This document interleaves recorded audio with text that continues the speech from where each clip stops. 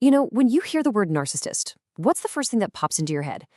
Probably someone who's obsessed with their reflection, constantly posting selfies, just completely wrapped up in themselves. But what if I told you that's just the tiniest tip of the iceberg? Okay, let's get into this, because the reality of narcissism is so much more complex, and frankly, so much more destructive than pop culture lets on. So, is it really just about vanity? Is it just someone who loves themselves a little too much? Well, the short answer is not even close. That whole stereotype completely misses the manipulation, the deep-seated insecurity, and the real psychological damage that defines the actual disorder. Today, we're going to peel back those layers. All right, so let's start with the big question and get past that surface-level stuff. What are we really talking about when we talk about narcissism from a clinical point of view? I think one of the biggest myths out there is that narcissism is some kind of on or off switch. You either are one or you're not, but that's not how it works. In reality, it's a spectrum. On one end, you've got healthy self-esteem, and that's a good thing. We all need that. But as you slide down that spectrum, it can twist into a full-blown pathological personality disorder that just wreaks havoc on people's lives. And this right here, this is the absolute core of it. Pathological narcissism isn't about self-love at all. It's about a desperate, broken need to prop up their own self-esteem. This makes them totally unable to manage intense emotions, especially shame and rage. And it leads to this profound, almost shocking lack of empathy. They don't love themselves. They're trapped in this fragile, never-ending cycle of needing to feel superior just to feel okay. And that clinical definition leads to this devastating real-world impact. This quote from Rena McNally just perfectly captures that feeling of being trapped, that soul-destroying experience so many people describe. It's not just a difficult relationship. It feels like a battle that is literally designed for you to lose. Okay, now this is where things get really interesting and, honestly, a little tricky. Because not all narcissists fit that loud, arrogant mold we all picture.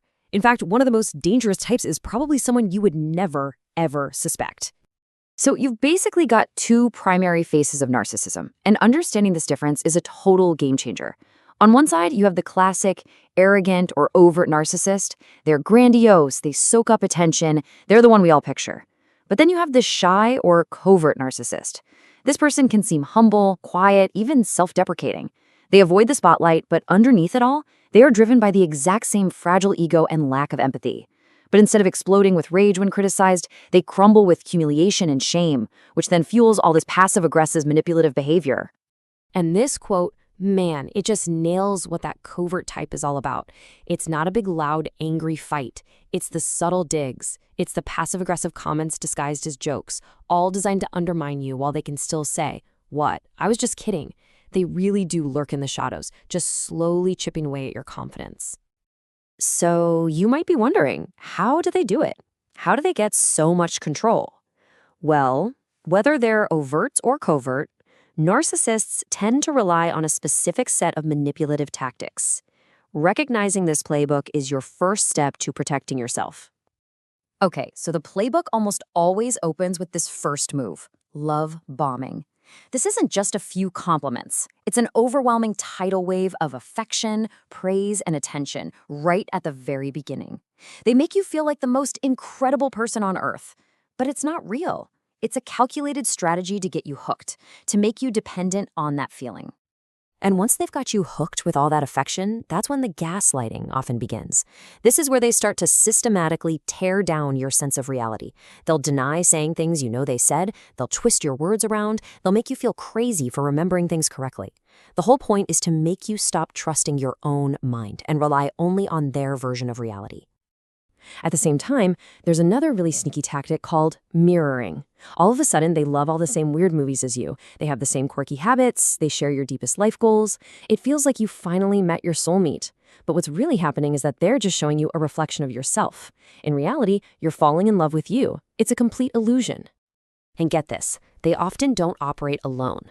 This leads to a tactic that uses what are called flying monkeys. Yep, just like in The Wizard of Oz. These are the people, your friends, family, even coworkers, that the narcissist recruits to help control you. They might spread rumors about you, report back to the narcissist on what you're doing, or pressure you to go back.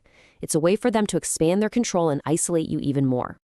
And when you put all of these tactics together, the love bombing, the gaslighting, the mirroring, over months or even years, the effect is just soul-crushing. This case study from Claire Kaufman shows you the end result. A person completely worn down who genuinely believes that everything wrong in the relationship was their fault. Their entire sense of self has been shattered. But here's the most important part of this whole conversation. There is a way out. It's incredibly hard, but it is absolutely possible to heal and to reclaim your life. So let's talk about how you do that. The very first, most critical step is to call it what it is. This wasn't just a bad relationship or a toxic situation. It was abuse. It's a form of psychological warfare, plain and simple. Just validating your own experience and understanding that what happened to you was not your fault is the entire foundation for getting your life back. So, what's the game plan for moving forward?